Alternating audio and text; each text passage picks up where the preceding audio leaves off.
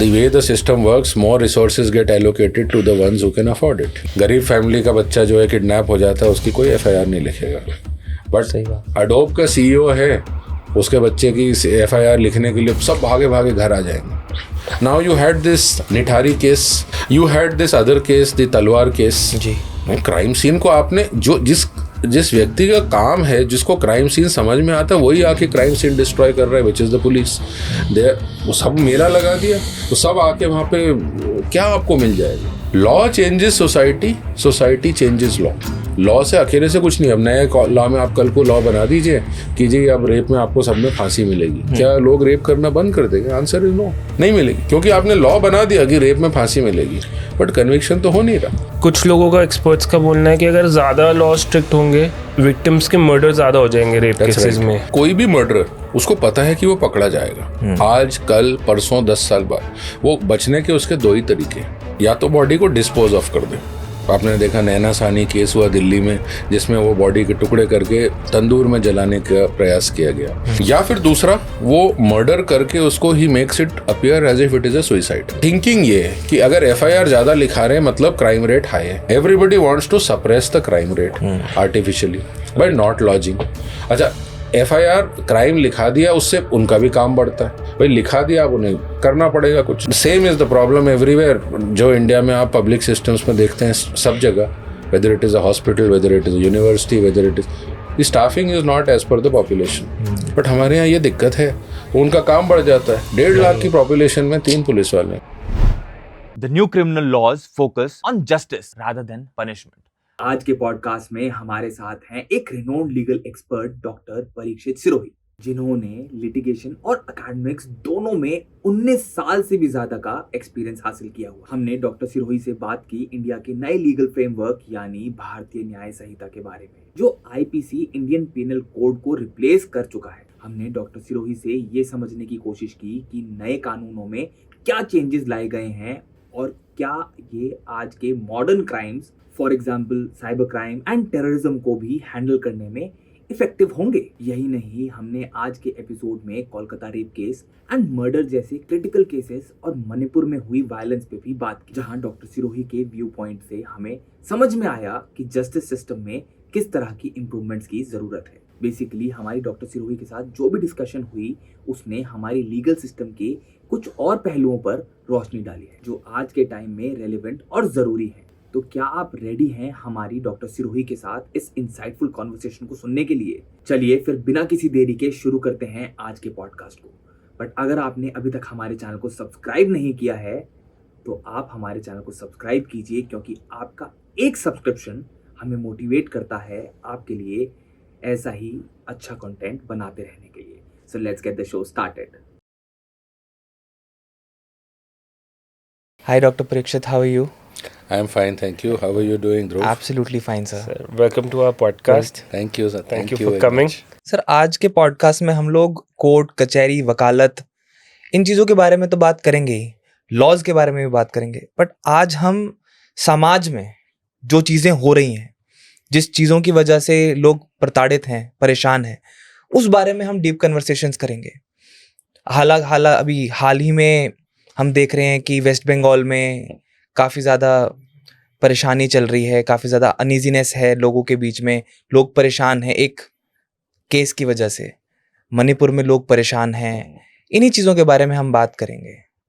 So, ध्रुव, जैसा आपने बोला, these are 2 major issues जो आजकल हमें सोसाइटी स्पेस में देखने को मिलते हैं when we are concerned with general people, common public जिसे हम कहते हैं. 2 मेन एरिया जो आपने बोले. चलिए पहले हम मणिपुर से शुरुआत कर लेते हैं. ना मणिपुर में क्या समस्याएं हैं? 2 समुदाय हैं. एक है मैतेई, जो डिसेंडेंट्स हैं, जो लोग वहाँ पहले राज करते थे, उनके डिसेंडेंट्स हैं. और दूसरे हैं कुकी, ये आदिवासी हैं, इंडिजिनस पीपल हैं. Now, Kukis exist not only in Manipur but in the Nagaland, Tripura, आसपास के areas, and also in Bangladesh and Myanmar and such places. Now, obviously compared to Myanmar या फिर बांग्लादेश हम देखें, इंडिया में लाइफ अच्छी है, तो बहुत सारे लोग माइग्रेट करते हैं irrespective of their region, religion, tribe. They want to keep migrating वही वाली बात है जैसे मेक्सिको से लोग यूएस माइग्रेट करना चाहते हैं, वही समस्या है, legal and illegal, and obviously illegal ज़्यादा होता है. सो फिर उससे क्या हुआ है, थोड़ी सी डेमोग्राफिक्स चेंज हुई हैं. फिर अच्छा, वैली और हिल्स. नाउ वैली है मणिपुर में, जो इम्फाल है वो वैली है. ओके. उसमें डेंसिटी ऑफ पॉपुलेशन बहुत हाई है. हिस्टोरिकली स्पीकिंग ये जो इम्फाल वाला जो रीजन है इसमें मैतेई लोग रहते थे, और जो हिल्स हैं उसमें ये इंडिजिनस पीपल रहते थे. Now the allegation is, and there is truth in it, that पिछले कई 40, 50, 100, 200, it's not just about India से पहले वाला भी जो अंग्रेजी शासन था, तब भी जो डेवलपमेंट था that is concentrated in the areas of The valley. Imphal valley. Yes. So schools, hospitals, roads. उसका एक कारण ये है कि in the hills it is difficult to do all this ना, दुर्गम होता है. अब तो नाउ आपके पास टेक्नोलॉजी आ गई, पहले टेक्नोलॉजी नहीं थी, तो making a school, making a road is difficult. Now everybody wants access to a better life, and specially if they are seeing that there is access to a better life, so people start migrating. So now there is a shift of the indigenous population even to the जो areas आपके valley में हैं. अब उसमें एक high court का निर्णय आ गया. हाई कोर्ट ने कह दिया कि you should consider this representation which the Meitei people have made, that they should be included into scheduled tribe. Now mind you, all these Kukis are already scheduled tribes. Okay. अगर ये मैतेई भी शेड्यूल्ड ट्राइब हो जाएंगे तो ऐसी स्थिति आ जाएगी कि मणिपुर राज्य की सभी जो जनसंख्या है लगभग 100% वो एसटी हो जाएगी. एसटी हो जाएगी. और ऐसा नहीं है कि पूरे भारतवर्ष में, ऐसा और नहीं है. I will give you an example. Himachal Pradesh में there is a district called Lahaul Spiti. जी. 95% plus is scheduled tribe. Okay. Yes, right. So there is a case for that, and the High Court said you please examine it. सही गलत में मैं नहीं जा रहा, but ये शुरू वहाँ से हुआ, and then started violence from 4th of May last year. Okay. फिर एक एक्शन, फिर दूसरा reaction, and now you find there is complete this thing. Now the other problem, and we have found evidence of that, neighboring countries are also fishing in troubled waters, especially China. They are known to be doing all this. So that is happening. Our senior home ministry officers वो ये बात कह चुके हैं. तो all in all not a very happy situation, but yes, society में vertical divisions आ रहे हैं, that the hill people and the valley people. Divisions in society हमेशा कभी भी healthy नहीं होते. So that is where we are at Manipur. दूसरा आपने जो सवाल किया बंगाल में, now that is very scary. Crimes against women. Now, the way our society is behaving, the way our society is evolving, जिस तरह से हमारा समाज हो रहा है, our cities, whether it is Bangalore, whether it is Delhi, whether it is Lucknow, all North Indian cities now, Calcutta, Patna, Gaya, सब में यही है. They have become very unsafe for women. ये क्यों ऐसा हो रहा है? Part of it is because of the law and order enforcement, and part of it is because of the law. And of course society किस तरह की होती जा रही है. मतलब आप ये कहना चाह रहे हो कि हमारे लॉज उतने मजबूत, उतने सक्षम नहीं है कि एक महिला की सुरक्षा या एक इंडिविजुअल की सुरक्षा ना कर पाए? काफी हद तक सही है. देखिए, ऑन पेपर अगर आप देखेंगे तो हमारे लॉज बहुत अच्छे हैं. India is one of the most legislated countries. मतलब आप देखेंगे कि सबसे ज्यादा कानून यहाँ बने हुए हैं, हर चीज के लिए कानून. आपको पता है, आप अगर नंगे पैर गाड़ी चला रहे हैं तो उसके लिए आपका चालान हो सकता है. If you are not wearing shoes और सैंडल्स, चालान हो सकता है.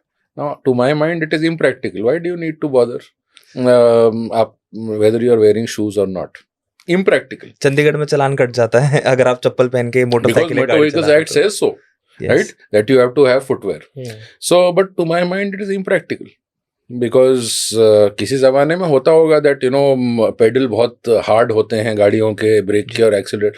Now pedals are so smooth, क्या फर्क पड़ता है अगर आपको कंफर्टेबल. सो मैं एक उदाहरण दिया, ये जो बने बनाए कानून है उसमें जो इन्फोर्समेंट है वहाँ देयर इज अ प्रॉब्लम. सबसे बड़ी समस्या जो है वो हम फॉरेंसिक्स पे ध्यान नहीं देते. देखिए क्या होता है, जब कोई क्राइम हो गया या कोई पर्सन डेड हो गया या कुछ क्राइम हो गया, where is the evidence going to come?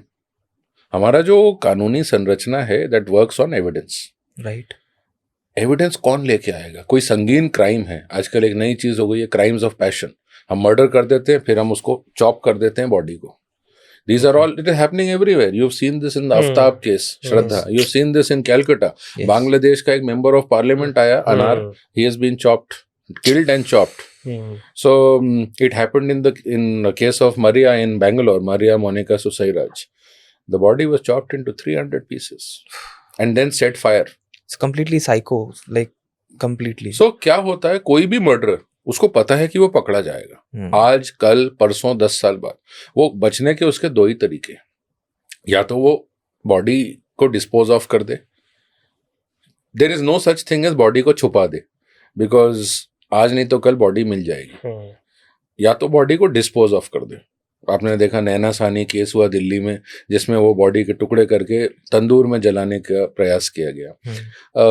So these kinds of things.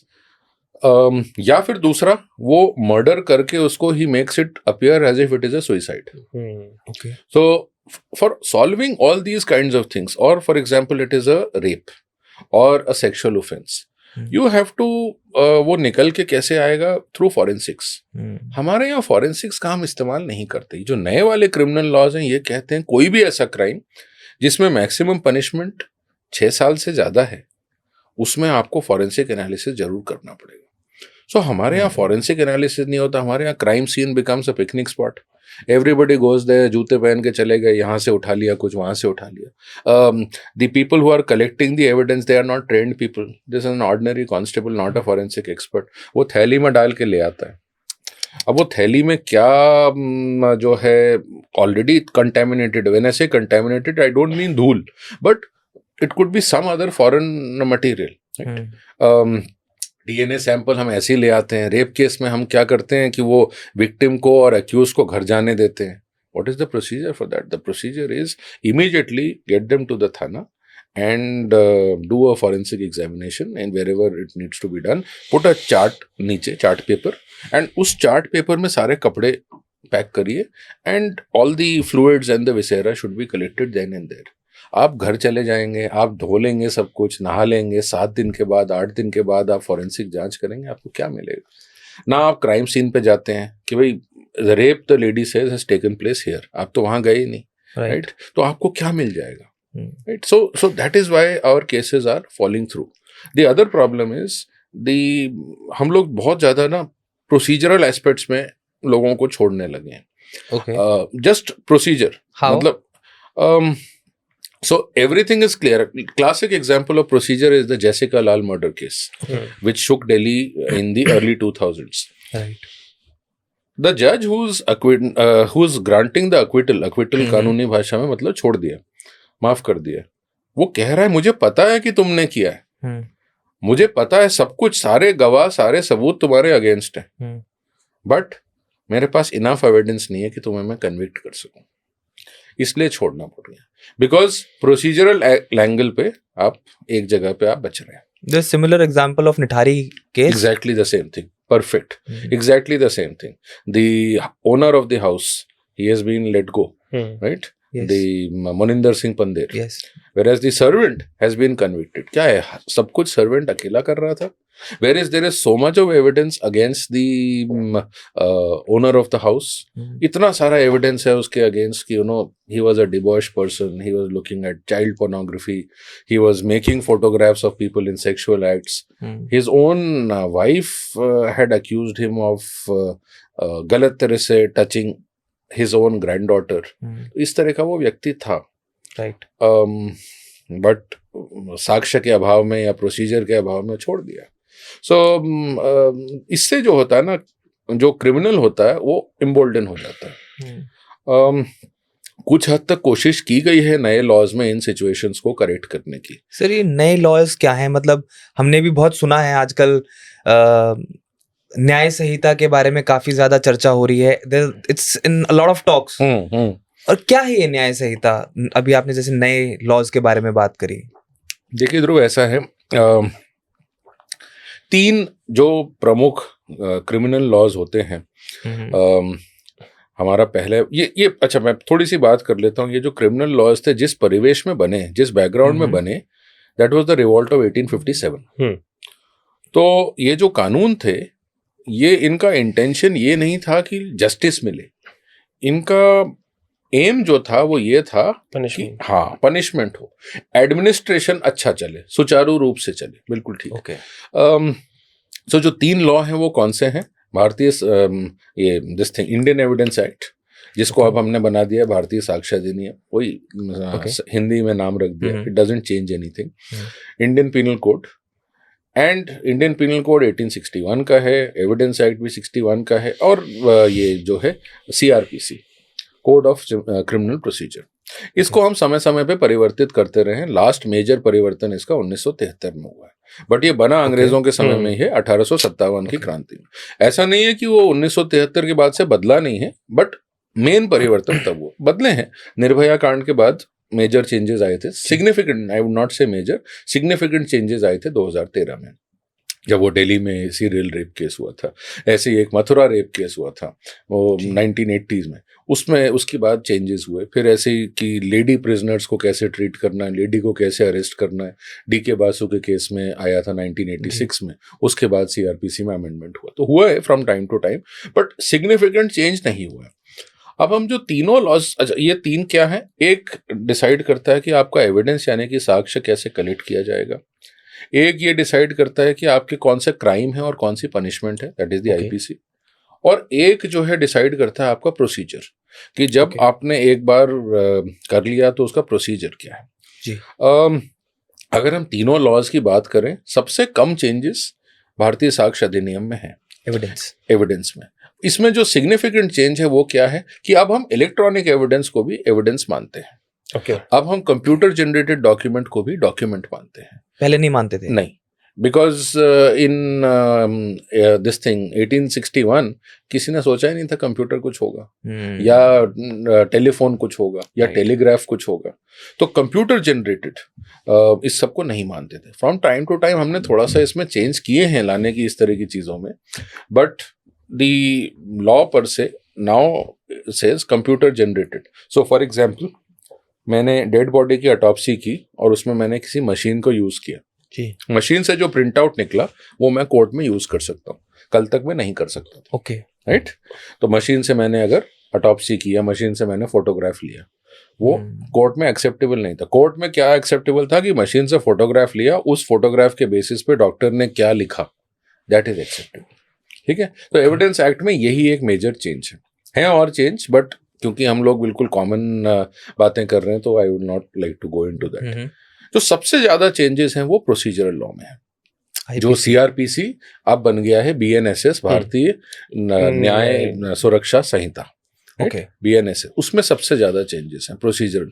For example जो मैंने बताया, अगर आपका 6 ईयर से ज्यादा पनिशमेंट है तो अब फॉरेंसिक्स करनी कंपलसरी है। इस तरह की कुछ चीजें आ गई हैं। जीरो FIR का कंसेप्ट आ गया है। जीरो FIR क्या होती है? जैसे आप गए, normally FIR is as per jurisdiction. Okay. आप रहते हैं गुड़गांव में, सेक्टर 36 में। आपके घर के, आप जिस बिल्डिंग में रहते हैं, फ्लैट के नीचे से आपकी एक बाइसिकल चोरी हो गई। आपने थेफ्ट की FIR लिखवाने गए, वो सेक्टर 36 के थाने में ही लिखी जाएगी, सेक्टर 100 के थाने में नहीं लिखी जाएगी। You may have your office in sector 100 और आपने वहां जाके शिकायत दे दी, वो नहीं हो पाएगा।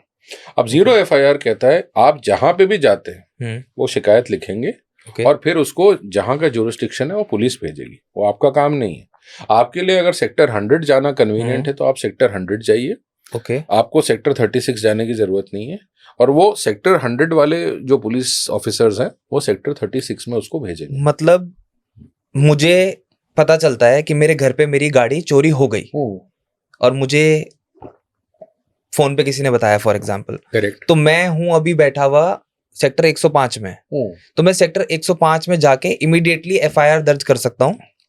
आपको जाने की भी जरूरत नहीं है, जाने की भी जरूरत नहीं है, अब ऑनलाइन हो सकता है, ऑनलाइन होती है ये आप ऑनलाइन कर सकते हैं। E-FIR ये जो है सिस्टम आ गया है। बहुत सारी चीजों में एविडेंस देने के लिए, गवाही देने के लिए हमें कोर्ट जाना पड़ता है। अब हम लोग सब बिजी लोग हैं, हाँ जी। कोर्ट में आप जाते हैं, आपका पूरा दिन खराब होगा। कैसे कि आपको नहीं पता आपका केस कब आएगा, आपको जी। तो लिखा है कि आपको 10 बजे आना है, तो आप 10 बजे पहुंच गए, 5 बजे तक खड़े रहे। ओके। फिर ऐसा हो गया कि आपका केस रीच ही नहीं कर पाए, क्योंकि कोर्ट्स में बहुत केसेस होते हैं, या ऐसा हुआ कि जो आपकी गवाही लेने थे उधर दूसरी साइड के वकील साहब वो आए नहीं, या आपकी साइड के वकील साहब नहीं आए, या जज साहब छुट्टी पे थे। इनमें से किसी भी कारण से अगर हुआ, आपका दिन वेस्ट हो गया। आप आए और आपको पता भी नहीं चला, आपको फिर आना पड़ेगा। राइट।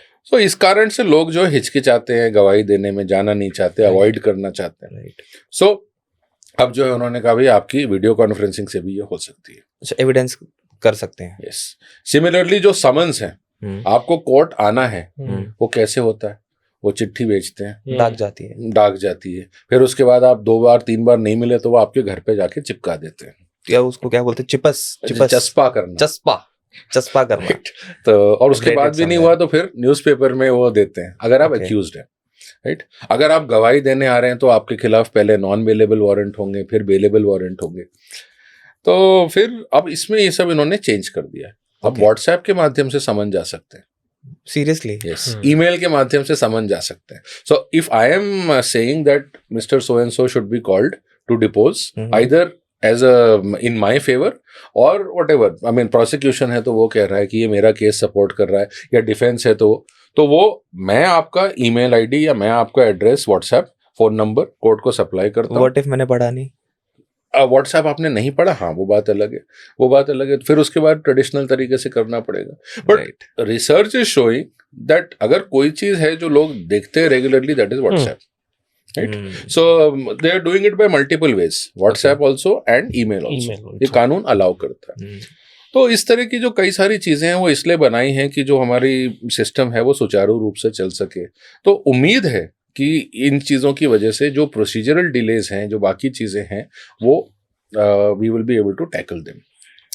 फिर अब जो बात करते हैं, जो आपकी, माफ कीजिएगा मेरा जवाब थोड़ा सा लंबा हो गया, बट जो आपने बात की हमारे क्रिमिनल लॉ में, जो आईपीसी जो अब बन गया है बीएनएस जी, इसमें देखेंगे तो कई सारी चीजें जो पहले क्राइम थी वो आज क्राइम नहीं है। जैसे ये जो है treason, it is no longer a crime. Okay. Yes, it is not a crime any more. Attempt to commit suicide, पहले अगर आप सुइसाइड करने की कोशिश कर रहे हैं और बच गए तो आपको जेल में डाल देंगे। राइट। अब वो हटा दिया है। क्यों? क्योंकि वो इन्फोर्स हो नहीं सकता था, क्योंकि मेंटल हेल्थ केयर एक्ट आ गया 2017 में। वो कहता है कि this is not an offence any more. अब उसको हटा दिया वहां से। एक और चीज है कि अगर आप पहले ही एक मर्डर कर चुके हैं, तो मर्डर की सजा 2 ही होती है, या तो डेथ या उम्र कैद। जी, ठीक है। तो अगर मान लीजिए आपने पहले ही मर्डर किया हुआ है और आप जेल में हैं उम्र कैद पे, और आपने एक और मर्डर कर दिया, तो सेकंड मर्डर की सजा सीधे डेथ है। ये आईपीसी में लिखा हुआ था। ओके। हमारी कोर्ट कहती है, सुप्रीम कोर्ट कहती है ये डिस्क्रिमिनेटरी है। इस केस में तो पर्सन ए के केस में जिसने कभी मर्डर नहीं किया, आप उसको मतलब आप प्रिस्क्राइब कर रहे हैं या तो डेथ या लाइफ इम्प्रिजनमेंट। और लाइफ इम्प्रिजनमेंट में भी पुराने लॉ में छोड़ दिया करते थे, 14 साल पूरे हो गए छोड़ देते। हाँ जी। अब उन्होंने वहां सब जगह लिख दिया लाइफ मीन्स नेचुरल डेथ। अच्छा, जब तक आपकी पूरा आप नेचुरली यू वांट, तब तक आप जेल में रहोगे। Yes, now they have written life imprisonment, जहां जहां है उन्होंने साफ साफ लिख दिया life means end of natural life. और वो जो गुड बिहेवियर होता है वो 15 अगस्त 26 जनवरी पे छोड़ दिया करते थे, वो स्कोप स्टेट गवर्नमेंट्स के हाथ से छीन लिया है। अभी आपने देखा होगा बिल्किस बानो के केस में छोड़ दिए थे, वो अब नहीं हो पाएगा। अब ये राम रहीम जी का भी तो चल रहा है, जिसके अंदर इनको पैरोल है, वो परमानेंट पैरोल दे रखा है। हाँ, वो पैरोल देखिए, पैरोल और बेल में थोड़ा सा अंतर होता है। बेल हमने दी है थोड़े से लंबे पीरियड ऑफ टाइम के लिए, लेकिन बेल भी इंटरिम हो सकती है। जैसे आपने देखा केजरीवाल जी के केस में, उनको कहा कि भाई आपके चुनाव 4 तारीख को खत्म हो रहे हैं, 5 तारीख को वापस आ जाइए। राइट, ऐसा भी बेल दी हुई है। ये पहला इंसिडेंट है जो मुझे याद पड़ता है, मैंने काफी इसकी स्टडी की है, मुझे नहीं ध्यान पड़ता ऐसा कभी पहले हुआ होगा कि बेल के लिए भी कहा कि इस दिन वापस आ जाइए। ये पहली बार। पैरोल क्या होता है, जैसे ध्रुव ने कहा कि जो शॉर्ट पीरियड के लिए देते हैं, अब लेकिन इस बार कहते हैं इंडेफिनिट पीरियड के लिए। लेकिन इसमें भी देखिए क्या होता है, यही सारी समस्याएं हैं थोड़ी सी। जब जब किसी जगह चुनाव होते हैं, अभी देखिए हरियाणा में चुनाव हो रहे हैं, जहां जहां चुनाव होते हैं ये इन्फ्लुएंशियल लोग हैं, तो इनके सपोर्टर्स होते हैं, पॉलिटिकल पार्टी जो होती है वो सोचती है हमें फ़ायदा हो जाएगा इलेक्शन में। तो इस सब चीज़ों से क्रिमिनल जस्टिस सिस्टम को बड़ा नुकसान होता है। कई सारे जो वीआईपीज होते हैं, कितनी सारी आपको रिपोर्ट्स मिल जाएंगी कि जेल में छापा पड़ा और ये हुआ, और सारे वीआईपीज जो हैं जो गए हैं जेल में वो बड़ी ऐश की ज़िंदगी जी रहे हैं। वो कोई जेल नहीं है, वो 5 स्टार होटल है उनके लिए। कभी कभी हम ऐसा देखते हैं कि जैसे लालू प्रसाद जी जेल गए तो सर्किट हाउस को ही जेल डिक्लेयर कर देते हैं। जो सरकारी गेस्ट हाउस है उसको जेल डिक्लेयर कर देते हैं, उसमें अब एसी भी है, वो बाथ टब भी है, तो फिर वो काहे का जेल हो गया। तो ये कुछ और समस्याएं पड़ती हैं। तो और जो मैं आपसे कह रहा था कि जो कुछ नई चीज़ें डाल दी हैं, जो पहले क्राइम नहीं थे वो अब डाल दिए, जैसे टेररिज्म। टेररिज्म की आज तक कोई व्याख्या नहीं थी। इंटरनेशनल लेवल पे आज भी कोई व्याख्या नहीं है, कोई डेफिनेशन नहीं है। कहते हैं ना, one man's terrorism, terrorist is another man's freedom fighter. Right. तो टेररिस्ट एक्ट सेक्शन 113 में बनाया है अब नया, भारतीय न्याय संहिता में। वो जो है टेररिस्ट एक्ट क्या होता है, उसकी क्या पनिशमेंट है, वो बता रखी है। कंप्लीटली डिफाइन कर दिया है। कंप्लीटली डिफाइन कर दिया है। उसकी पनिशमेंट क्या है, डेथ है या लाइफ। और अगर कोई मर जाता है, कोई एक आदमी भी मरता है टेररिस्ट एक्ट की वजह से, तो उसमें डेथ ही मिलेगी, ये भी लिख दिया है। राइट। तो जैसे मान लीजिए आपके एक्शन से कोई आदमी मर जाता है, ओके, टेररिस्ट एक्ट है तो डेथ ही मिलेगी। राइट। सिमिलरली दो छोटे छोटे मतलब जो है, जो नए टाइप के क्राइम्स, जैसे पेटी ऑफेंसेस, ओके, ये डिफाइन कर दिया है। ये नए टाइप के क्राइम्स हैं। उस टाइम जब ये लिखा गया था तब नहीं थे। फॉर एग्जाम्पल, जो आपसे बात हो रही थी इसके पहले, लैंड ग्रैबिंग, ये उस टाइम होता नहीं था 1861 में, तो अब लैंड ग्रैबिंग को एक पेटी ऑफेंस बना दिया है। सिमिलरली अच्छा।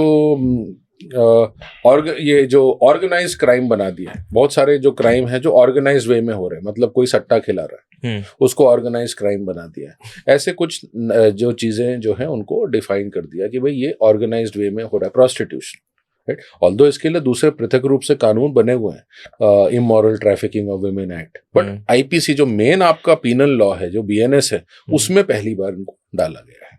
राइट। कंप्यूटर रिलेटेड ऑफेंस, क्योंकि कंप्यूटर उस टाइम थे नहीं, तो अब computer related offences organise crime में आ जाते हैं। ये जो वायरस अटैक हो गया, किसी की वेबसाइट हैक कर दी, ये सब आपका अब आईपीसी में आ गया है। आईटी एक्ट, इंफॉर्मेशन टेक्नोलॉजी सूचना प्रौद्योगिकी कानून, उसमें ऑलरेडी है, बट अब ये जो मेन क्रिमिनल लॉ है उसमें डाल दिया है। देखिए, मेन क्रिमिनल लॉ और बाकियों में मैं थोड़ा सा फर्क समझा देता हूँ। फॉर एग्जाम्पल, आर्म्स एक्ट होता है जी, जो बंदूक का गलत प्रयोग, और जो आईपीसी या बीएनएस है। तो जब दोनों में कंट्रोवर्सी होगी, always the main criminal law will prevail, unless वो जो स्पेशलाइज्ड लॉ एक स्पेसिफिक पर्पस के लिए बना है, जैसे टाडा पोटा है। ठीक है। तो इसलिए इसमें पृथक रूप से डाल दिया आईपीसी में, ये बहुत बड़ी बात है। चलिए, टाडा और पोटा थोड़ा सा एक्सप्लेन करोगे? हाँ। तो हमारा जो क्रिमिनल लॉ है वो ब्रिटिश मॉडल पे बेस्ड है जी। वो ब्रिटिश मॉडल क्या है? You are innocent till proven guilty. हर आदमी, चाहे वो आमिर अजमल कसाब क्यों ना हो, जिसको पूरी दुनिया ने देखा, वो जो है शूटिंग कर रहा है थ्रू सीसीटीवी, सबने देखा, हर आदमी इनोसेंट है, उसको भी चांस मिलेगी। उसको भी पूरा, हमने सुप्रीम कोर्ट तक वो केस गया है दैट अपने इनोसेंस प्रूव करो जी। और लोगों ने बहुत क्रिटिसाइज किया कि यार ये सरकारी मेहमान, इसको रोज बिरयानी बना के खिला रहे हो, 10 साल तक तुमने उसको खिलाया। But that is the justice system. नहीं तो फिर हम में और बनाना रिपब्लिक्स में कोई फर्क नहीं बचेगा कि हम किसी को भी पकड़ के अगर मारने लगेंगे। राइट। तो बट जो कुछ ऐसे सिस्टम्स होते हैं, जैसे फ्रांस में है, वो कहते हैं for serious offences guilty till proven innocent. ठीक है। तो हम भी यही मानते हैं, टाडा पोटा में prevention of terrorist activities act and terrorist and disruptive activities act, TADA. इसके और भी आ गए हैं, मकोका, गुजकोका, control of organise crime act. MCOCA Maharashtra का है, गुजकोका गुजरात का है। तो ये जो है, जो सीरियस ऑफेंसेस हैं, उसमें हम ये मानते हैं कि भाई देखो, आप जो है आपने कुछ किया है तो you are guilty till you prove your innocence. ये मैक्सिम हम थोड़ा सा उल्टा कर देते हैं। नॉर्मल क्रिमिनल लॉ में पुलिस को दिया हुआ बयान जो होता है उसकी कोई वैल्यू नहीं है।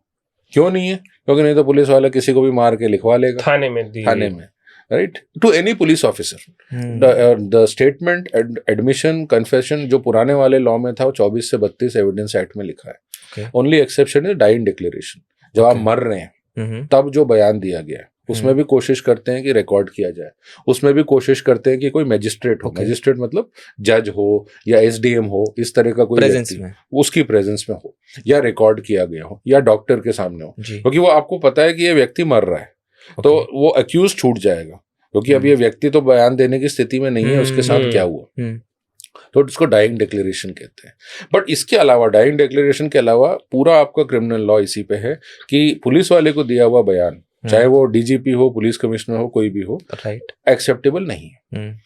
अब ये जो टाडा पोटा वगैरह में है, ये कहते हैं कि सीनियर पुलिस ऑफिसर को दिया हुआ बयान अगर रिकॉर्डेड है तो वो एक्सेप्टेबल एज एविडेंस है। अब वो सीनियर पुलिस ऑफिसर कहाँ है, वो डिफाइंड है कि वो डीएसपी होगा या एसपी होगा, वो डिफाइंड है, रैंक डिफाइंड है, ओके, राइट? ये नहीं कि कांस्टेबल या हेड कांस्टेबल या एएसआई को दिया हुआ बयान, no. The logic is that जो सीनियर ऑफिसर्स होंगे they will tend to be more responsible, ठीक है? सो ये इस पे हम थोड़ा सा चलते हैं। अच्छा, और इसमें जो नया वाला जो हमारे लॉज हैं इसमें काफी चीजें हमने बदल दी हैं। So for example let's say harassment of women, क्या केवल महिलाओं का हैरेसमेंट हो सकता है? पहले वाले में हम कहते थे आउटरेजिंग द मॉडेस्टी, आज भी आउटरेजिंग द मॉडेस्टी है, बट क्या केवल महिलाओं का हो सकता है, आदमियों का नहीं हो सकता जी? या क्या केवल क्या केवल आदमी ही महिलाओं की मॉडेस्टी आउटरेज कर सकते हैं?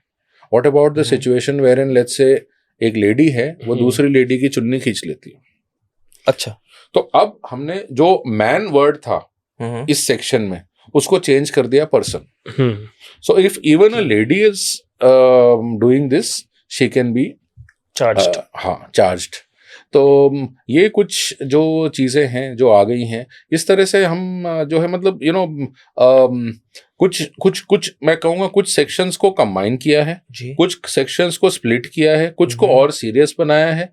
एक नई चीज ले आए हैं, कम्युनिटी सर्विस, जो वेस्टर्न कंट्री से लेके आए। हमारे यहाँ ये कंसेप्ट अभी तक था नहीं, ऑल्दो कुछ जजेस अंडर स्पेशल पावर्स जो हमारे कॉन्स्टिट्यूशन में 142 में दी हैं, उस सुप्रीम कोर्ट को ही दी हैं, बट जजेस अपने आप करने लगे थे कि आप जो है स्कूल का ग्राउंड साफ करिए, आप जो है लोगों को पानी पिलाइए, इस तरह की चीजें।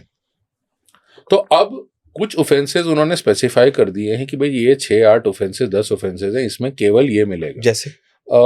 जैसे माइनर ऑफेंसेस जो हैं आपके, पेटी ऑफेंसेस के केस में आपने ये डाल दिया है। कुछ और ऑफेंसेस का शेड्यूल बनाया है कि ये जो है आप इसमें दे सकते हैं, right? You can award the community service. मतलब किस तरीके के ऑफेंसेस में जानना चाहते हैं? जो चेन स्नैचिंग मान लीजिए हो, अगर किसी ने पहली बार किया है, first time, he is not habituated, तो बिकॉज आइडिया अब ये है कि आप उसको रिफॉर्म करना चाहते हैं। क्योंकि देखिए क्या होगा, उसको आप जेल भेज देंगे, उसका स्टिग्मा आ जाएगा, उसका जेल में जाके और बुरे लोगों के साथ वो मिलेगा, तो उसकी लाइफ और खराब होगी। क्योंकि नॉर्मली हम क्या देखते हैं सोसाइटी में, आदमी जेब कतरा बनता है, फिर वो जेल जाता है और वो मर्डरर बन के निकलता है। क्या ये हकीकत में सच है? In so many cases you will find this, so many cases, specially if the person is young. क्यों हम ऐसा करते हैं कि जो 18 साल से कम उम्र के लोग होते हैं, बहुत गंदा काम करते हैं, बट हम उनको जेल क्यों नहीं भेजते? क्योंकि वो जेल जाएंगे तो और खराब होके आएंगे, राइट? क्योंकि उनकी एज बहुत इंप्रेशनेबल है। तो मान लीजिए कोई 19-20 साल का यूथ है और वो बहुत प्रॉमिसिंग है। कितने सारे हमने केसेस देखे हैं, जो यूथ है वो बहुत अच्छी जगह नौकरी कर रहा है या कोई बहुत अच्छी जगह पढ़ रहा है और XYZ कारण से उससे कुछ क्राइम हो गया। मैं ये नहीं कह रहा कि इसको छोड़ दे रहा है, बट अंदर जाके वो रिफॉर्म नहीं होता, वो और ज्यादा बहुत खराब होके निकलता है। कितने सारे केसेस है। There is one particular case जिसमें नहीं, जुवेनाइल तो 18 से कम वाला हो गया, बट मैं कह रहा हूँ जो मेजर ही है। देयर इज वन स्टूडेंट वो IIT में पढ़ा करता था। IIT में आसान तो है नहीं एडमिशन, जी बिल्कुल, एंड कुछ उसने जो है पता नहीं शराब पी ली, क्या किया, लेडीज हॉस्टल के पास ही वाज यूरिनेटिंग। अब IPC में 292 का केस बनता है, इसको ऑब्सिनिटी कहते हैं, कि आप जो है मतलब जो भी है उसको जेल भेज दिया। उसको कुछ महीनों की, ज्यादा नहीं, महीनों की सजा हुई, लेकिन उसका इतना लॉस हो गया, इतना स्टिग्मा हो गया, अब नौकरी नहीं लग रही, अब जो है यूनिवर्सिटी ने उसको एक्सपेल कर दिया, ये सब हो गया। उसके बाद उसने जाके क्या किया, उसने एसिड फेंक दिया। अब एसिड फेंक देगा तो लाइफ तो फिर उसकी लेडी की खत्म हो जाती खत्म है। हो गया। और फिर जो है उसकी लड़के की भी खत्म हो जाती है। सो that is why the idea is जो है, मैं आपको दूसरा एग्जांपल देता हूँ। मैं एक बार जो है ब्रिटेन कैम्ब्रिज में ट्रैवल कर रहा था, तो मेरे को दांत में तकलीफ हो रही थी। तो मैं जो है गया, डेंटिस्ट से अपॉइंटमेंट लिया। तो मैंने कहा यार मुझे ट्यूसडे का अपॉइंटमेंट मिल सकता है, उसकी सेक्रेटरी को बोला। तो वो कहती है I am sorry the doctor will not be there on Tuesday. क्यों, क्या हो गया यार, अर्जेंट है? तो मैं सोचा, मैंने बताया कि यार मैं भी मास्टर हूँ, तो शायद उससे मिल जाए जल्दी कि भाई मैं भी टीचर ही हूँ। तो कहते नहीं, ट्यूसडे के दिन डॉक्टर जेल में होगा। क्या मतलब? ये yes, the doctor is going to be in prison. Okay. और वेंसडे को आ जाएगा। तो क्या था, इनके यहाँ ओपन प्रिजन का कंसेप्ट है। आप अपना, इसने कुछ डॉक्टर ने कुछ क्राइम किया होगा, मैंने पूछा नहीं, उसने बताया नहीं ऑब्वियसली, बिकॉज सो मतलब what I am saying is उनके यहाँ कोई स्टिग्मा नहीं है। तो वो कुछ छोटा मोटा क्राइम किया होगा, उसको पीरियोडिकली, फिर मैंने ये कंसेप्ट पढ़ा ओपन प्रिजन, ये बहुत सारे देशों में है, हमारे यहाँ भी इंडिया में हरियाणा ने ट्राई किया था एक पॉइंट पे ओपन प्रिजन। अच्छी चीज है, आप लोगों को अपनी लाइफ जीने दीजिए। पीरियोडिकली जेल आ जाइए, साइन कर दीजिए, दिखा दीजिए कि हाँ हम ठीक हैं, उस तरह की चीज रिपोर्टिंग करते रहिए। सो ही से वो कहती उस दिन वो नहीं अवेलेबल होगा, उस दिन वो जेल में होगा। So what I am trying to say is absolutely no stigma. हमारे यहाँ बहुत ज्यादा स्टिग्मा, अगर आप कभी इस तरह के इंसिडेंट में जेल में चले, बहुत ज्यादा stigma, nobody will employ you, nobody will this thing. इसको लेकर के तो एक केस बन गया, right to be forgotten. If you go on to the internet and उस पर कुछ भी हम टाइप करते हैं, पूरी आपकी हिस्ट्री आ जाती है। अच्छा। कि गूगल करेंगे या किसी भी इस पे सर्च इंजन पे जाएंगे, सब कुछ आ जाता है। मेरा नाम डालेंगे परीक्षित सिरोही, जो भी मैंने कहीं आर्टिकल लिखा, कहीं भाषण दिया, कुछ किया, सब आ जाएगा। नाउ एक व्यक्ति थे, उनको जेल हुई थी, जेल होके वो बाहर आ गए, उनको फिर नौकरी नहीं मिल रही थी, क्योंकि जो भी एम्प्लॉयर था वो चेक करता था, नौकरी नहीं मिल रही। सो ये कोर्ट गए और ये कहते हैं, सबसे पहले ये स्पेन में हुआ और उसके बाद अब इंडिया में भी हो गया है। ये कहते हैं कि साहब मुझे नौकरी नहीं मिल रही बिकॉज मैं जहाँ जाता हूँ ये आ जाता है, क्रिमिनल रिकॉर्ड। तो कोर्ट ने एक नया बना दिया, कहते हैं हाँ आपके पास जीने का अधिकार है, हमारे इंडिया में भी कॉन्स्टिट्यूशन में आर्टिकल 21 है, राइट टू लाइफ। तो जीने का अधिकार तभी होगा जब ये हम हटा सके। तो it is completely scrubbed off, this is called right to be forgotten. Okay. तो ये हमारे यहाँ भी इंडिया में आ गया है। तो हमारे नए क्रिमिनल लॉज भी इसको सपोर्ट करते हैं कि यार बहुत ज्यादा स्टिग्मेटाइज मत करो, right. So these are some of the most obvious ones which are there, जो नए क्रिमिनल लॉज में मैं कहूँगा कि आए हैं। भाई और भी चेंजेस है, बट ये कुछ मोटे मोटे वाले हैं। बट सर एक बात है, जो लॉज चेंज हो गए ठीक है, बट कुछ प्रॉब्लम्स हैं जो प्रिवेलिंग है, जो पहले भी थी और अभी भी है। और अभी जो ये सबसे अभी का ग्रोसम केस, जो कोलकाता केस चल रहा है, ये एफआईआर दर्ज करने में 12, 13, 14 घंटे क्यों ये हर बार क्यों? Very good point. लेट का भी मैं जवाब दूंगा, बट पहले आपको पूरा प्रोसेस बताता हूँ, फिर लेट का जवाब दूंगा। सो दो तरह के क्राइम होते हैं, कॉग्निजेबल और नॉन कॉग्निजेबल जी। तो और सिमिलरली बेलेबल और नॉन बेलेबल। थोड़ी सी सरल भाषा में बात कर लेते हैं, ये क्या होते हैं। आप बस इतना समझिए कि जो ज्यादा सीरियस है, मर्डर हो गया, रेप हो गया, ये ऑब्वियसली सीरियस है, तो ये कॉग्निजेबल है। और क्योंकि ये कॉग्निजेबल है, कुछ एक्सेप्शंस हैं, बट मोटा मोटा आप समझिए जो कॉग्निजेबल ऑफेंस है वो नॉन बेलेबल भी है। और बेलेबल ऑफेंसेस थोड़े से लेस सीरियस है। Non cognizable offences invariably bailable होते हैं। नॉन कॉग्निजेबल ऑफेंसेस कौन से हैं? जो रिलेटिवली कम सीरियस है। ऐसा नहीं है कि वो ऑफेंसेस नहीं है, कम सीरियस है। क्या उन केसेस में एफआईआर नहीं हो सकती? Answer is no. बट उसमें एफआईआर लिखना पुलिस वाले का डिस्क्रिशन है कि वो एक प्रिलिमिनरी इंक्वायरी कर सकता है और उसके बाद एफआईआर लिखेगा। बट ये जो इन्होंने बताया, ये पूछा, the serious ones, the cognizable ones, immediate FIR has to be written and in law. फिर अब थोड़ा सा बात कर लेते हैं बेलेबल नॉन बेलेबल जी। बेलेबल बड़ा सिंपल है, आपके खिलाफ कंप्लेंट है, आपको अरेस्ट करना है, आपको अरेस्ट करते ही छोड़ दिया, ये काम थाने में ही हो जाता है। ओके। 500, 1000, 5000, 10,000 रुपए का बेल बॉन्ड भरिए, पुलिस एक्सेप्ट कर लेती, खत्म जी। They have to do it in law. दूसरी चीज है नॉन बेलेबल। नॉन बेलेबल में बेल बॉन्ड पुलिस नहीं एक्सेप्ट कर सकती। Okay. You have to go to court and the court has to accept your bail bond and then you can be released. Okay ठीक है, ऐसा नहीं है कि नॉन बेलेबल में बेल नहीं होगी, हो जाएगी। अगर आप कोई बहुत बड़े आदमी नहीं है, आप एविडेंस को डिस्ट्रॉय नहीं करने वाले हैं, आप भागने वाले नहीं हैं, अगर ये 3 चीजें, आप विटनेसेस को धमकाने वाले नहीं है, अगर ये 3-4 चीजें हैं तो आपको बेल मिल जाएगी। यही चीजें होती हैं बेल डिनाई करने का। You are a very important man, you will tamper with the evidence, you can scare the witnesses, maybe you are a well built chap, maybe you have high friends in high places, आप भाग जाएंगे। Escape, yes. तो इस भागने का तो बड़ा सीधा है, पासपोर्ट जमा करा दो, राइट। और जो है, so these are the reasons, right. फिर जो है मैं पूरा जो FIR का प्रोसेस है वो बताता हूँ। सो आप गए ओरल या रिटन इंफॉर्मेशन लेके पुलिस वाले के पास कि ये ऐसा हो गया, इन्होंने मेरी साइकिल चुराई। अब वो लिखेगा, उसको हो सकता है अगर आप रिटन कंप्लेंट लेके गए, वो रिटन कंप्लेंट को ही उसने FIR बना दिया, राइट। अच्छा, जब आप ये शिकायत लेके जाते हैं रिटन में, मैं तो हमेशा लोगों को एडवाइस करता हूँ रिटन में शिकायत लेके जाइए, उस पर स्टैंप लगवा लीजिए पुलिस स्टेशन की और नंबर लिखवा लीजिए, डेली डायरी एंट्री नंबर। वो कुछ इस तरह का होगा, 13A, ओके, ठीक है, या 14B, ओके, रोज नामचा होता है, एक डेली डायरी होती है हर थाने में, वहां पे ये लिखवा लीजिए। या ऑनलाइन करेंगे तो ऑटोमेटिकली नंबर आ जाएगा, online is very good, right, automatically आ जाएगा।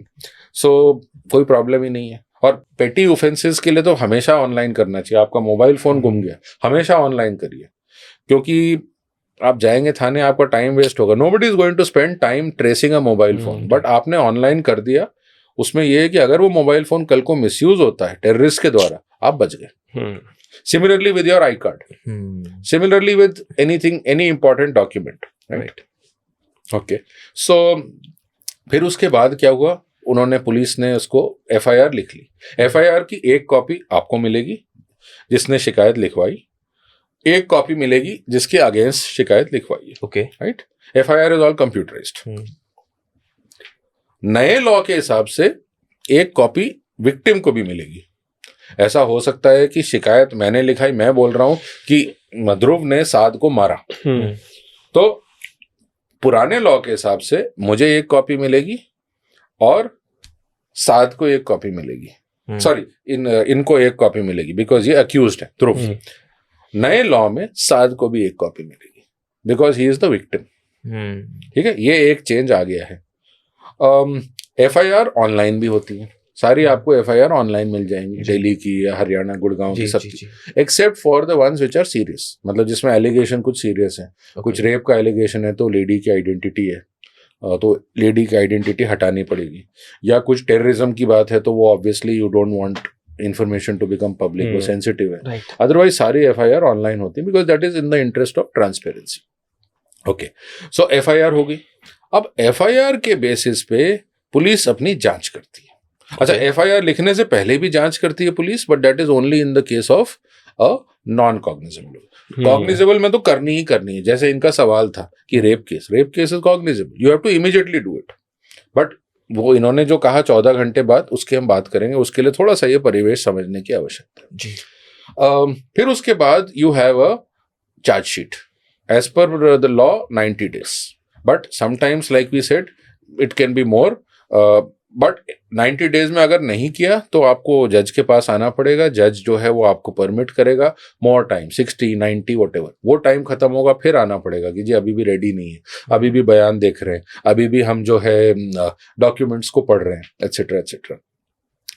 Then after the chargesheet is again, ना तो चार्जशीट गॉस्पेल है, ना तो ये गॉस्पेल है आपकी FIR। ओके, अब चार्जशीट के बेसिस पे लोग कोर्ट में बहस करेंगे।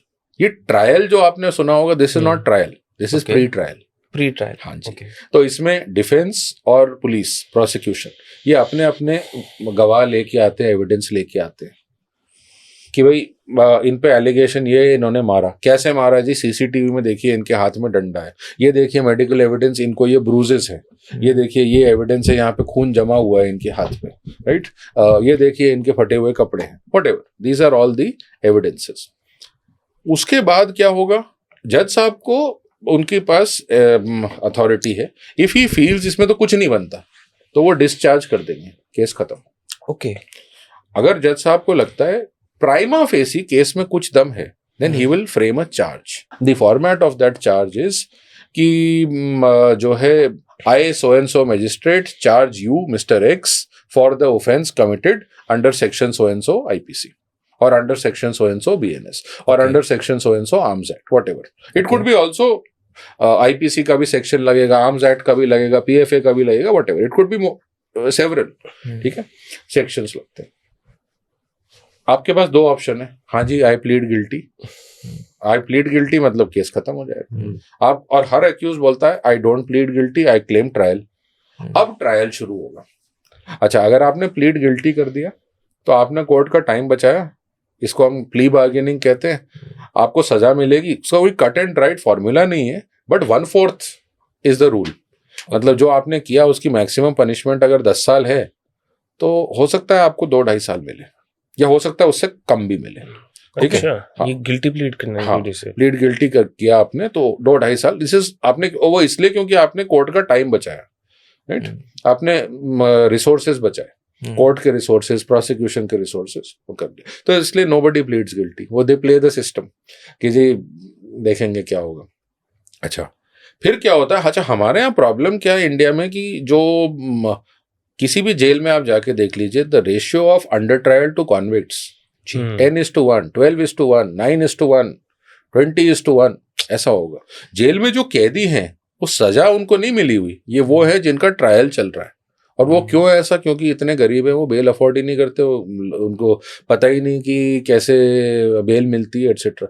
कितने सारे ऐसे केसेस हैं. नारकोटिक्स का case for example, maximum punishment 3 साल है, बंदा 15 साल से अंदर है, तो उसको रखने का तो कोई लॉजिक ही नहीं है ना. बट उसने कभी बेल के लिए अप्लाई नहीं करते. ये है एक procedural problem, right. Somebody should tell him, और कोई नहीं तो जज ही बताए, या जो सरकारी वकील है जो उसको प्रोसिक्यूट कर रहा है वही बताए कि यार तेरा even if the case is proved 3 ही साल तो होते हैं, आप तो 15 साल से अंदर, राइट. सो इसलिए जेल्स में हमारे ओवर क्राउडिंग बहुत है. सो देन जो है चार्ज फ्रेम हो गया आपका. चार्ज फ्रेम होने के बाद आप देखेंगे कि उसमें जो है फिर उसके बाद जो है ट्रायल शुरू होगा. ओके. ट्रायल में आप देखेंगे दोनों साइड अपने अपने वकील, अपने अपने गवाह लेके आते हैं. इसके अलावा एक और कैटेगरी है, वो है कोर्ट विटनेस. सो जिसको कोर्ट बुलाता है अपने आप, कोई और नहीं बुला रहा. अच्छा. सो फॉर एग्जांपल प्रोसिक्यूशन दिखाता है XYZ डॉक्टर, इन्होंने पोस्टमार्टम किया था, तो ये जो है ये अपनी फाइंडिंग सपोर्ट करेंगे. डिफेंस उस डॉक्टर को चैलेंज करने के लिए एक और डॉक्टर लेके आता है, राइट. या कोई ऐसा बैलिस्टिक्स एक्सपर्ट लेके आता है, वो कहता है जी जब ये गोली लगी थी ये आदमी ऑलरेडी मरा हुआ था. तो ये एक्सपर्ट्स हो गए, ये इनको एग्जामिन और क्रॉस एग्जामिन किया जाएगा. क्रॉस का मतलब जो दूसरी साइड का वकील एग्जामिन करेगा. प्रोसिक्यूशन के विटनेस को डिफेंस एग्जामिन करेगा, डिफेंस के विटनेस को प्रोसिक्यूशन.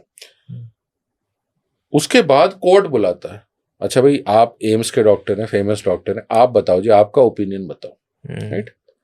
उसके बेसिस पे नाउ सब कुछ हो गया, एविडेंस रिकॉर्डेड. अब होता है फाइनल आर्गुमेंट. ओके. तो दोनों प्रोसिक्यूशन, हमेशा पहली चांस प्रोसिक्यूशन को. केस की शुरुआत में जब हम ये प्री ट्रायल चल रहा है, ट्रायल चल रहा है, final argument, every time the opening statements, पहला opening statement is for the prosecution. ये समझिए कि टॉस हमेशा प्रोसिक्यूशन ही जीता है, राइट. क्रिकेट की बात करें तो. So again final arguments on the basis of the evidence. जो ये जो है प्रोसिक्यूशन अपनी कहानी बताएगा, फिर डिफेंस अपनी कहानी बताएगा. नाउ डिफेंस को एक ही चीज करनी है एट एनी स्टेज, प्रोसिक्यूशन की स्टोरी में होल्स. क्या ऐसा हो सकता था? हाँ जी हो सकता था, बस इतना ही करना है. So then the case is won by the defence. अच्छा, फिर अब क्या हुआ? अब जज साहब कहते हैं जी मैंने कन्विक्ट कर दिया. कन्विक्ट कर दिया तो हो सकता है वो कन्विक्ट हो गया. अब नेक्स्ट चीज, कितनी सजा होनी चाहिए? प्रोसिक्यूशन कहता है जी बहुत सीरियस मामला है, डेथ मिलनी चाहिए. डिफेंस कहता है देखिए मिटिगेटिंग सर्कमस्टांसेस हैं, ये जो है 50 साल के हैं, इनको ये बीमारी है, इन्होंने समाज में ये अच्छे काम किए हैं. तो उसके बेसिस पे जज साहब डिसाइड करते हैं कि कितनी सजा देनी है. ये हो गया आपका पूरा ट्रायल कंप्लीट. फिर आप अपील में जाते रहिए. सर मैंने सुना है कि एक एज के बाद कन्विक्शन भी नहीं होती है. एक रिसर्च पेपर मैंने पढ़ा है कि अगर आप 40 और 60 का पीरियड छोड़ दें तो आपको जो है सारे क्राइम माफ है। अगर आप 40 से कम में क्राइम करेंगे तो इनवेरिएबली क्राइम करते समय आपकी एज अगर 40 से कम है तो आपको कोर्ट्स बड़े लीनियंटली ट्रीट करते हैं। अरे बच्चा है, इसके आगे तो पूरी जिंदगी है, एटसेट्रा एटसेट्रा। और अगर आप 50-60 के हो जाते हैं, बहुत सारे केसेस है, आप अंसल्स का ले लीजिए, उपहार बिल्डिंग वाला, उसमें आप देखेंगे कि latter days of your life, हाँ, आप बहुत परेशान हैं, आप बहुत सिक हैं, आपका हार्ट नहीं काम कर रहा, आपको कैंसर हो गया है, एटसेट्रा एटसेट्रा, राइट। सो इस तरह से, और आपको सिंपैथी भी बहुत मिल जाती है। तो इसलिए 40 to 50 या 50 to 60 या 40 to 60 के पीरियड में क्राइम मत करिए। या सीरियसली ये रिसर्च पेपर यही कहता है, जो इन्होंने that's actually funny. Yeah, actually. Right. So similarly there is another very interesting fact I will share a little later. ये जो इनका जो सवाल था वो साथ का, that why is there a delay in lodging the FIR? Now see, crime statistics, fortunately or unfortunately, I would say unfortunately, they work on and every policeman, whether it is the deputy commissioner of police, the SP, the sub inspector, the SHO, everybody wants कि जी मेरे थाने का, मेरे district का crime rate कम हो। अब वो अगर FIR ज्यादा लिखा रहे, हमारी थिंकिंग ये है कि अगर FIR ज्यादा लिखा रहे मतलब क्राइम रेट हाई है। So everybody wants to suppress the crime rate artificially by not lodging. अच्छा, FIR क्राइम लिखा दिया, उससे उनका भी काम बढ़ता है, भाई लिखा दिया, अब उन्हें करना पड़ेगा कुछ जी। Same is the problem everywhere, जो इंडिया में आप पब्लिक सिस्टम्स में देखते हैं सब जगह, whether it is a hospital, whether it is a university, whether it is the staffing is not as per the population. One day we will probably get to the level of the developed countries, but हमारे यहाँ ये दिक्कत है, उनका काम बढ़ जाता है। 1.5 लाख की पॉपुलेशन में 3 पुलिस वाले हैं। हर कॉलोनी में आपको यही दिखेगा, 1.5 लाख की पॉपुलेशन है और there are 3 police officers, right, and maybe 1 or 2 constables, sometimes not even that. So उनका काम बढ़ जाता है। अब they are hard pressed. I think we all know that the way the system works, more resources get allocated to the ones who can afford it. Yes. कोई गरीब family का बच्चा जो है किडनैप हो जाता है, उसकी कोई FIR नहीं लिखेगा, बट अडोब का CEO है, उसके बच्चे की FIR लिखने के लिए सब भागे भागे घर आ जाएंगे, right? So this is what invariably happens, and in this case, I mean, the victim is poor. The victim is, they've tried their best to hush up. They've told the parents कि जी आपकी बच्ची ने suicide कर लिया. They've tried, the police has tried to paint it as suicide. Why? And something as horrific as this. Why? I think अभी तक की जांच में जो निकल के आया 3 बड़ा साफ है. There is nothing political about what I'm saying, but it is just, and this will be there everywhere across the place, wherever the political, it could be in any state. Right. It could be UP, which is governed by A political party. It could be in Tamil Nadu, which is governed by B, or Delhi, which is governed by C, or Bengal, which is governed by D. Right. The person who has committed first of all, the victim is बहुत ही गरीब family से, बड़ी सामान्य सी family से. B, the perpetrator is a lech basically. There is so much of evidence जो आ गया कि वो पहले रेड लाइट एरिया गया और फिर ये किया, मतलब पहले किसी और को छेड़ के आया, तो he is basically a bad character. He should have been caught, apprehended much earlier. When he was abusing his wife also through and through. तो तब ये सब नहीं होता, बट हम वो पकड़ नहीं पाते, हमारे सिस्टम से ऐसे नहीं है कि उसको बहुत पहले अगर हम परपेट्रेट कर देते, रोक देते, तो ये इस तरह के क्राइम परपेट्रेट नहीं कर पाता. See, he is well connected, always seen with the principal of that college. हर CCTV में he is basically acting like a bouncer, bodyguard of the principal. D, the principal is very well connected because 3 postings in the same college, when there are so many allegations of corruption, so many allegations of being involved in a student's suicide, so many allegations never proved, but that he was running a drug racket on the side, Obviously so many allegations that he has been making money in tenders and purchases, whatever. So the chief minister is also the health minister. Yes. So how is it that the same person is getting those same postings in the last 15 years? क्या वही एक doctor है पूरे state में? इतना बड़ा state है, उसी को आप ये पोस्टिंग देते हैं एक प्रेस्टिजियस मेडिकल कॉलेज में? क्या और कोई नहीं है आपके पास? So these are, so there is a complete chain. So what happens when the accused is politically connected, or what happens in ऐसे केसेस में?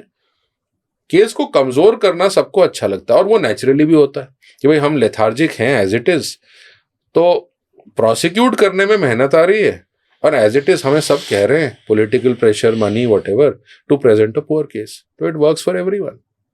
आप समझिए, कन्विक्ट करने में सबको मेहनत है कि भाई आपको एविडेंस कलेक्ट करना है, you will have to run around this that, and छोड़ने में तो बहुत आसान है, because the accused, specially if he is well connected, आपकी नेचुरल टेंडेंसी है कि आप लेजी हैं, आप ओवरवर्क्ड हैं, और इसमें मनी, डर, थ्रेट, इन्फ्लुएंस सब कुछ है for you to act the other way. तो इसलिए आप क्या देखते हैं, Dev tried to pass it off at suicide. इन्होंने फोन किया, इन्होंने दीवार भी तोड़ दी टू रिमूव ऑल ट्रेसेस, कि भाई आपको कुछ फॉरेंसिक्स में मिल ना जाए. Right, Dev tried various things. In fact Dev even tried कि इस एक्यूज को भी बचा लें. जब नहीं बचा पाए तो फिर नेक्स्ट क्या कि प्रिंसिपल को बचा लें. अब प्रिंसिपल को भी नहीं. So that is how the thing works unfortunately in every such crime. You don't have to go very far. थोड़े दिन पहले there was a case in Pune wherein there was a minor who was running, he ran over husband, wife. I mean, sorry, two colleagues, the IT industry. Yes. अब सब यही पूछ रहे हैं, कोई ये नहीं पूछ रहा कि यार ये इस तरह से इसने क्यों किया, बट सब ये पूछ रहे हैं कि ये लड़का लड़की रात को कर क्या रहे थे. हाँ. What concern is it of yours? And CCTV shows that this boy has done the same thing in the same car on the same road one day earlier. वो तो किस्मत थी इन दोनों की कि आज ये सामने आ गए, मर गए. अदरवाइज ये कल करता तो कल कोई और मर जाता. He has done the same thing. Yes. And he was seen drinking. Exactly. He was intoxicated, and the same pub bar was destroyed. Yes. Evidence was Yes. tampered. In the same bar. In the same pub. ये व्यक्ति, इसने पूरा वही काम एक दिन पहले किया. ऑलमोस्ट टाइम भी एग्जैक्टली सेम है. कुछ मिनट, आई थिंक एक दिन 1:30 बजे था, एक दिन 2 बजे था, ऐसा था. In the morning, same pub, same drinks, the same road, the same speed, the same car, and wrong on so many points. First of all, how is the car running without registration, without the RC, without the number plate? How is the car running? तो वहाँ कोई रोकता नहीं, वहाँ कोई पूछता नहीं. So, and वो pub destroy कर दिया because evidence. Now you had this Nithari case, which we talked about, the Moninder Singh Pandher वाला case. You had this other case, the Talwar case. जी. क्राइम सीन को आपने जिस व्यक्ति का काम है, जिसको क्राइम सीन समझ में आता है, वही आके क्राइम सीन डिस्ट्रॉय कर रहा है, which is the police. There वो सब मेला लगा दिया, वो सब आके वहां पे क्या आपको मिल जाएगा. right? So you will never get any evidence. Similarly, in this case, you will not now get enough evidence because वो आपने दीवार तोड़ दी सामने की, जहां जहां वो था वो रूम आपने सब तोड़ दिया, डिस्ट्रॉय कर दिया. Everybody has come there. आपको सबसे पहले क्राइम सीन को सिक्योर करना पड़ता है, so that forensics हो पाए. Exactly. बाहर के देशों में हम क्या देखते हैं, तुरंत वो येलो टेप लगा देते हैं, that crime scene do not enter immediately. And then you know, the professionals must come, they must wear those shoe covers, they must wear a PPE kit, yes. And properly आप करेंगे. ये सब आप करने लगे तो आपको कन्विक्शंस मिलने लगेंगे. कन्विक्शंस मिलने लगेंगे तो डेटरेंस आएगी. Law changes society, society changes law. Law से अकेले से कुछ नहीं. अब नए लॉ में आप कल को लॉ बना दीजिए कि जी अब रेप में आपको सब में फांसी मिलेगी, क्या लोग रेप करना बंद कर देंगे? आंसर इज नो, नहीं मिलेगी, क्योंकि आपने लॉ बना दिया कि रेप में फांसी मिलेगी, बट कन्विक्शन तो हो नहीं रहा. मैं एक चीज पढ़ रहा था कि लोग बोल रहे हैं, सारे सोशल मीडिया डिमांड कर रहा है कि स्ट्रिक्टर लॉज होने चाहिए, और तो मैं कहीं पे पढ़ रहा था कि कुछ लोगों का, एक्सपर्ट्स का बोलना है कि अगर ज्यादा लॉ स्ट्रिक्ट होंगे तो विक्टिम्स के मर्डर ज्यादा हो जाएंगे रेप केसेस में.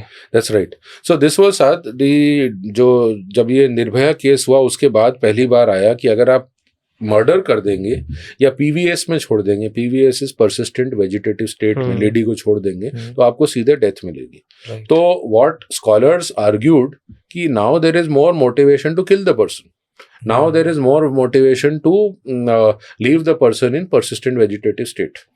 सो ये सही है। देखिए मुझे ऐसा लगता है हमारे लॉ ऑलरेडी बहुत स्ट्रिक्ट है। What is required is more convictions. लोग लॉ से तभी डरते हैं जब कन्विक्शन होता है, जब उनको लगता है कि किसी की पनिशमेंट हो रही है, अदरवाइज पीपल डोंट केयर। आप कुछ भी लॉ बना दीजिए, देखिए दिल्ली में अब लॉ बन गया है दैट आप रेड लाइट जंप करेंगे, स्पीड वायलेट करेंगे, 10,000 रुपए का फाइन जी। But are you enforcing it? Right. If you are not enforcing it, 10 क्या 1 लाख का कर दो। सर ये होगा कैसे आपके हिसाब से?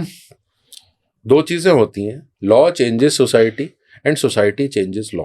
राइट। लॉ के माध्यम से हम कुछ सोसाइटी में चेंजेस अज्यूम ला सकते हैं। मैं आपको एग्जांपल बताता हूँ। हमने लॉ बना दिया कि आप इंडिया में left side of the road पे ड्राइव करेंगे। जी। So we have achieved a change. In the US you drive on the right side. So law and society, हम अब लॉ से धीरे धीरे सोसाइटी में चेंज ला रहे हैं कि भाई ओपन डेफिकेशन मत करिए। जी। हम तो 100 साल से 1000 साल से ओपन डेफिकेशन कर रहे हैं। पहले चल जाता था बिकॉज पॉपुलेशन कम होती थी, घास फूस ज्यादा होती थी, बायोडिग्रेडेशन हो जाता था, नो प्रॉब्लम, ओपन एरियाज होते थे। अब everything is built up, population density is very high in our cities, whether it is Bangalore, Gurgaon, Delhi, Bombay, everywhere population density is very high. Number of people in doing this will be very high. So now it is not possible for the fecal matter अपने आप degrade हो जाए। तो आपने एक नई चीज शुरू कर दी कि भाई आप जो है टॉयलेट बनाए हमने खूब सारे, आप टॉयलेट में जाके यू डू इट, एंड अगर आप जाएंगे तो चालान करेंगे 500 रुपए का या फाइन करेंगे या इस तरह का करेंगे। आप धीरे धीरे क्या कोशिश कर रहे हैं कि आप लॉ के माध्यम से सोसाइटी में चेंज ले आए कि भाई ये मत करो। Now society also changes law. For many years there is a demand कि जी हिंदू में जो हिंदू मैरिज एक्ट है उसमें सेम गोत्र मैरिज मत अलाउ करिए। यहाँ हरियाणा में बहुत सालों से हो रहा है कि वो खाप पंचायत की डिमांड होती है, अभी तक नहीं हुआ है बट किसी दिन मुझे लगता हो जाएगा। That because they believe that the whole village is your sister. All the girls in the village are your sisters, so you can't get married to anybody from the village, right? सही गलत में मैं नहीं जा रहा, but that is what society demands. So you may want to look at the law. So society also changes law, law also changes society.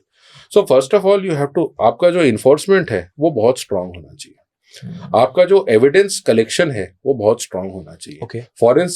Forensic medicine का उपयोग बहुत ज्यादा होना चाहिए। In the West, they have been using artificial intelligence in forensic medicine from the 90s in cases of sexual assault, rape, sexual assault, murder. In cases में वो artificial intelligence को use कर रहे हैं। आर्टिफिशियल इंटेलिजेंस कैसे? देखिए इंसान थक जाता है, मशीन थकती नहीं है। उसको आपने सारे पैटर्न बता दिए कि जी ये मिलेगा, ये मिलेगा, ये मिलेगा, तो वो मशीन क्या करती है, वो देख लेती है बॉडी को या लाइव पर्सन को, उसके हिसाब से वो बता देती है डॉक्टर को कि भाई ये देख लो, ये मुझे ये लग रहा है। सेम वे दैट वो speed camera catches you if you are speeding. I have also read a research paper which was about blood splatter. Exactly, forensics के अंदर आई हैव रेड इट। बहुत इन डेप्थ रिसर्च था उसके ऊपर। I have read like there are almost 200-300 pages in that, and वो pattern सिर्फ blood splatter के pattern से बता देता है कि नाइफ का जो या जो भी बुलेट भी जो लगी है आदमी को, उसके सिर्फ छींटों से पता चल जाता है कि गोली किस एंगल से लगी थी, या नाइफ का जो वार हुआ है वो राइट से किया है या मशेटी से किया है। या ये आसानी से बता सकते हो by looking at very basic things. Let me tell you, कोई भी whether it was a homicidal cut यानी कि किसी और ने किया, और a suicidal cut. Are you a right hander? Yes, I'm a right hander. आपके हाथ में चाकू है, पेन होगा ना, ये लीजिए पेन, ये चाकू है, आप अपने आप को सुसाइड करिए। मतलब हाँ, मेरे को तो थोड़ी नॉलेज है प्राइमरी इधर से। हाँ right. ये इन्होंने देखिए सुसाइड किया। और अच्छा, एक बार और काटना है आपको, देखना नहीं है, मेरी तरफ देखिए, एक और मारो। So what he has done here, why did you choose your left hand, sorry right hand? Right hand, क्योंकि राइट हैंडर है, आपने वार उधर किया। क्यों किया? क्योंकि Easy है। इनके सबकॉन्शियस ने इनको बताया। तो हम्म, जितने भी सुइसाइडल कट्स होते हैं they are at easily accessible points in the body. यहाँ होगा, मैं राइट हैंडर हूँ, यहाँ होगा, यहाँ होगा, और मैं एक कट मारूंगा ऐसे, एक कट मारूंगा ऐसे। देखिए दोनों बिल्कुल सेम जगह पे होंगे, मैं आपकी तरफ देख रहा हूँ, सेम जगह पे है। क्यों? बिकॉज बॉडी का सबकॉन्शियस, जिस कारण से आपने पहला कट मारा उसी कारण से आप दूसरा, तो they will be parallel, they will be linear, they will be at easily accessible. कोई सुइसाइडल कट यहाँ नहीं होगा या यहाँ नहीं होगा, right?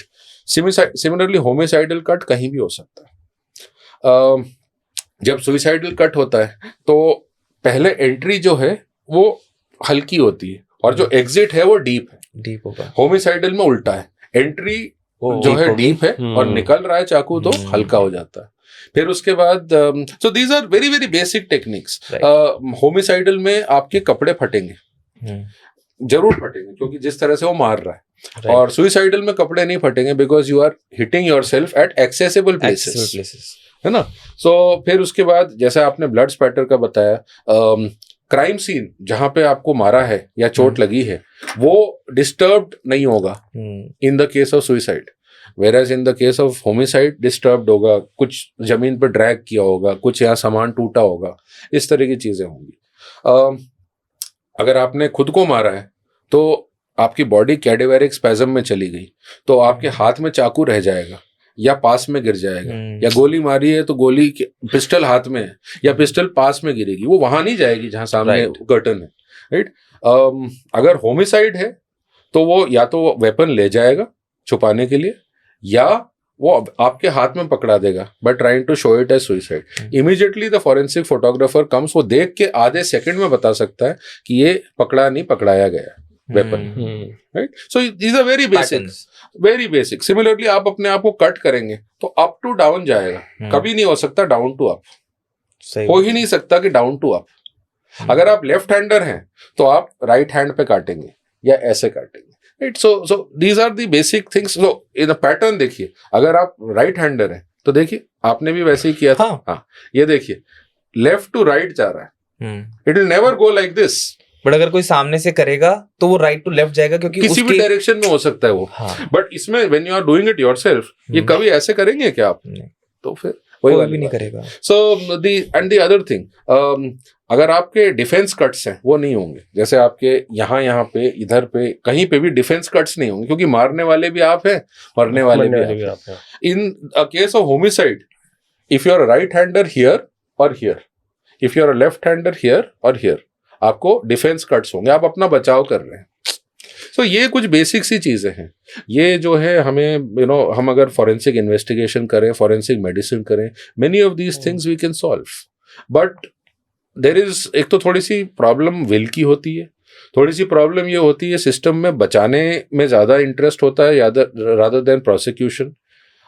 Many times people are well connected, 14 घंटे के बाद डिले के बाद आप अगर कर रहे हैं तो then that is actually very serious. In fact even the Supreme Court has said कि ये तुम कर क्या रहे थे 14 घंटे। तो ये होता क्या पता है, मैं सॉरी आई एम इंटरप्टिंग, ये क्या करते हैं, ये कोई ऐसा केस आया, जो ड्यूटी ऑफिसर है वो कांस्टेबल है, वो अपने बॉस से पूछता है क्या करना है सर, फिर उसके बाद वो अपने और ऊपर ऑफिसर से, इस तरह का केस डीआईजी से पूछेगा, सर चीफ मिनिस्टर इन्वॉल्व, अरे बाप रे, पुलिस कमिश्नर से पूछना पड़ेगा लिखने से पहले, right?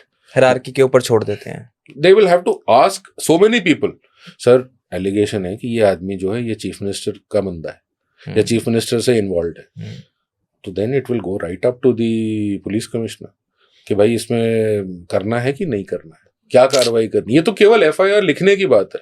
What about investigation, what about presenting the evidence in court, right? So now many times what do we see, that the prosecution is withdrawn whenever the government changes. अब the one political party comes to power, वो पुराने सारे छोड़ देते हैं। एक example आपको दूंगा, हाईजैकिंग को आप सीरियस क्राइम मानते हैं? प्लेन हाईजैक, हाँ जी, बहुत सीरियस क्राइम, बहुत serious. So in 1977 there were two individuals who coincidentally had the same name, Pandey. इन दोनों ने एक प्लेन हाईजैक कर लिया, और उस जमाने में इतना ये सब सिक्योरिटी वगैरह होता नहीं था, तो इनके पास टॉय पिस्टल थी, हम्म, उससे हाईजैक कर लिया। इनकी क्या डिमांड थी? Morarji Desai has to step down as prime minister and Indira Gandhi has to be released from jail. She was in jail after the emergency. emergency. So, and they said हम किसी से बात नहीं करेंगे, हम केवल प्राइम मिनिस्टर से बात करेंगे. Now this is very scary यार, अगर प्राइम मिनिस्टर हाईजैकर से बात करने लगा तो फिर तो बड़ा प्रॉब्लमेटिक है. Anyway, so these fellows were overpowered. ये जो है घुस गए, जो है पुलिस वाले कमांडोज, इनको पैसेंजर्स को छुड़ा लिया. ये लोग जेल गए, केस चला, कन्विक्ट हुए. Now when the government changes, Indira Gandhi becomes prime minister in 1980, which is the first order she signs, इन दोनों को छोड़ दो. Wow. Right? So अगर आप इस तरह के काम कर, and mind you, every political party does that. You have just seen, I gave you that example from Bilkis Yes. Banu. Yes. सब यही कर रहे हैं, तो फिर उससे फिर सोसाइटी को क्या संदेश जाता है? क्रिमिनल्स को क्या संदेश जाता है? यार मैं तो बच जाऊंगा.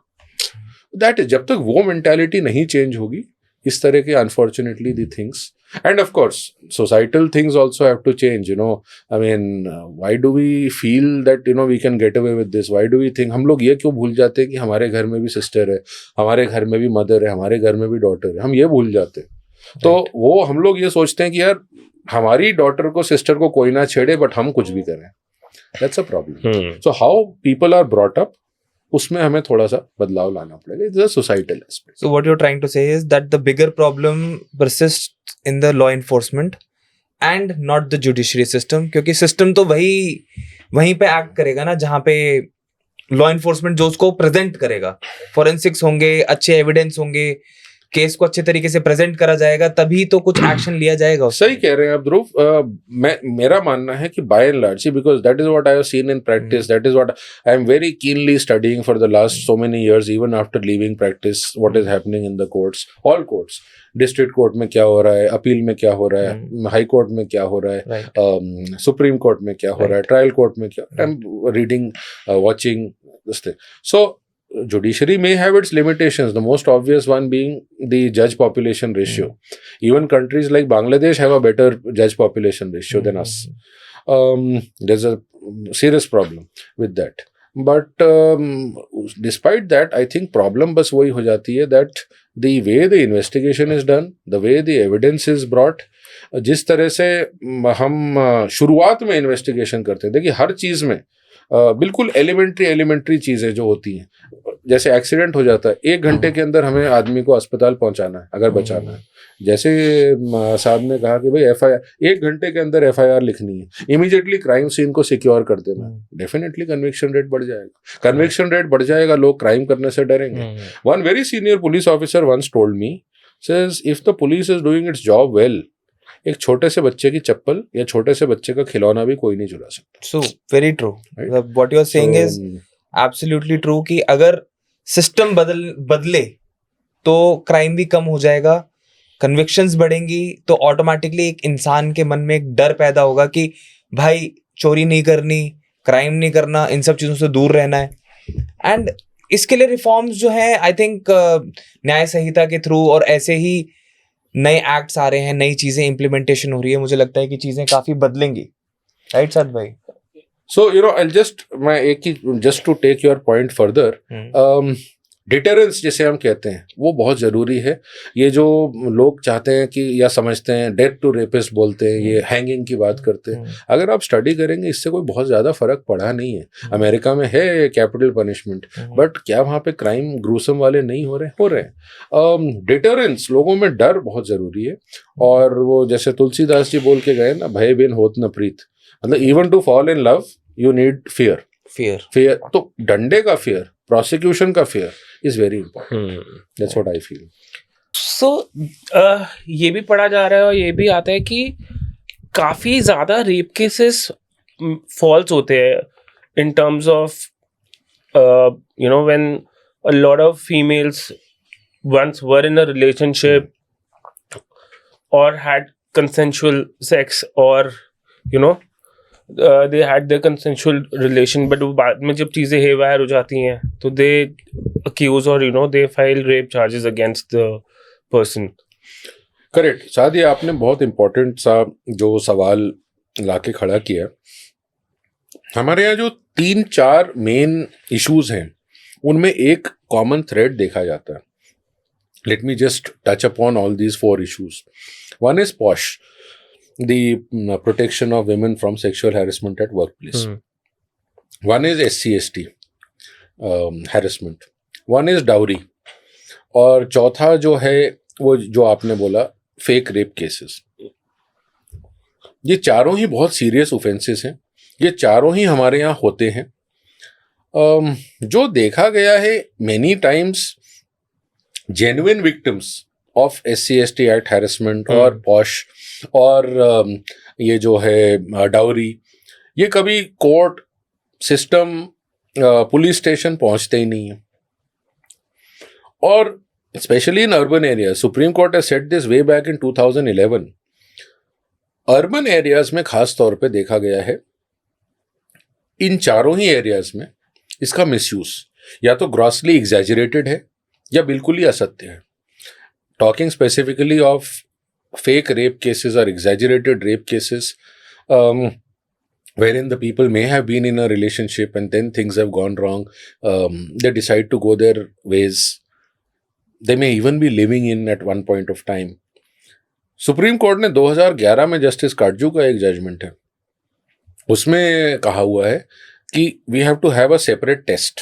जो मापदंड होने चाहिए वो अलग होने चाहिए for well educated people, for urban people living in urban areas, that ये जो हैं इनको पता है वो क्या कॉन्सिक्वेंसेस कर रहे हैं, मतलब what they are doing.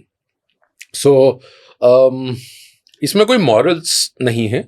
Courts are not the custodians of morality, courts are the custodians of law. अगर आप एक लेडी हैं जो किसी के साथ रिलेशनशिप में है which may have been sexual and well you were doing it with your eyes open, बाद में you should not be allowed to say that my consent was not there. What is rape? Rape is when your consent for sexual relationship is not there or it was obtained by fraud. अब अगर आप पढ़े लिखे हैं, आप नौकरी करते हैं, आपको नशा नहीं कराया गया है, आपको कोई फॉल्स अश्योरेंस नहीं दिया गया है, तो you are indulging in sexual intercourse, then that is not something which will amount to rape. Supreme Court has laid down the law, our evidence law वो lay down करता है कि रेप के केस में हमें क्या देखना है.